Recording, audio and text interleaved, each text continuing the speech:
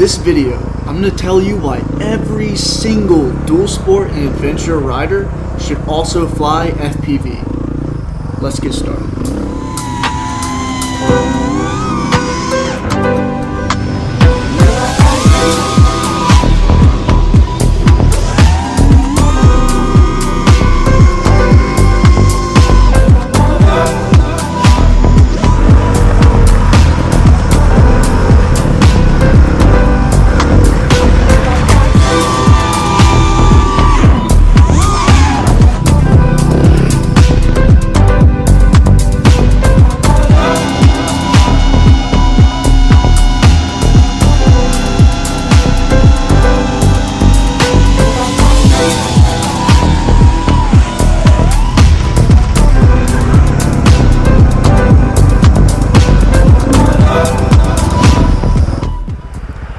For those completely unfamiliar with FPV, it stands for first person view, and it means that you don't watch the drone fly from the ground, but rather there's a camera mounted on the drone and you watch the feed from that camera either through a pair of goggles or on a screen, and that's all you fly by.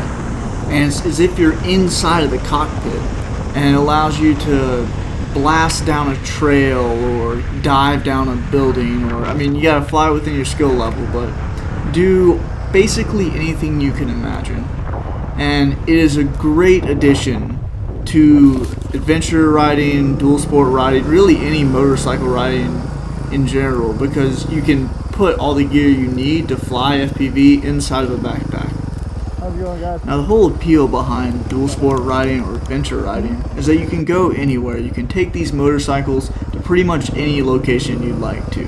But the same thing is true for a bicycle or walking anywhere, and that's sort of the comparison that I like to draw between cinematography drones, where you can go high up in the sky and get a cool view of the landscape, which is interesting and worthwhile in its own respect, but instead you could flip over upside down and fall towards the earth until just at the last second you pull up, give it full throttle, and blast yourself through a hallway, or I don't know, anything you can imagine you can do with these drones. You can only really be limited by your imagination, and depending on how you set it up, you can make it a long range where you can go miles, or if you want more power and acrobatic ability, it's limited to shorter range. There are compromises, but in general it is just limitless adventure and excitement, and it is incredibly adrenaline pumping the same way motorcycling is,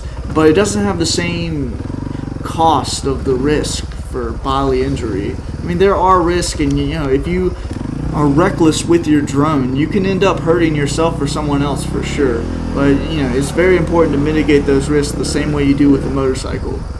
But compared to motorcycling and going off of a jump or something like that, is comparatively low risk and also low cost. You can see if you would like FPV for about $60. You can get just a tiny little drone where you can fly first person perspective.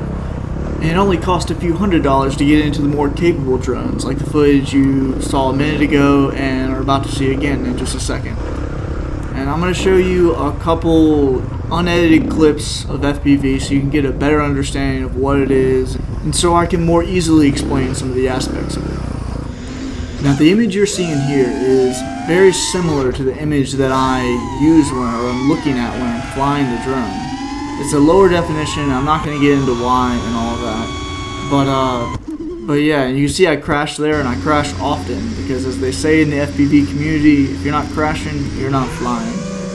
And leads me to my next point, which is the community behind it is really strong. It's similar to motorcycling, and it's just everybody just wants to help everyone else advance and grow inside of the hobby.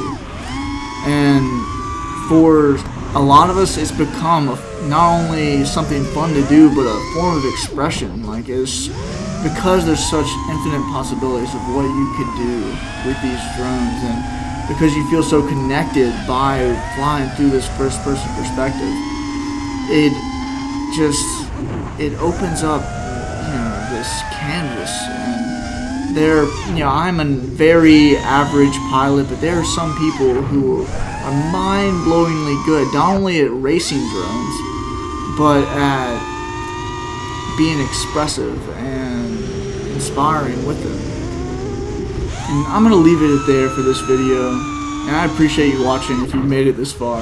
But yeah, I hope you check it out. Again, it's only about $60 to see if you would enjoy it, and then you can kind of take it from there. And if you do get hooked to it, I promise it'll be one of your favorite addictions. Well, again, thank you for watching. I'll be putting out more videos soon about FPV, getting into it, and also my experience as a new dual sport rider. But for now, stay hungry.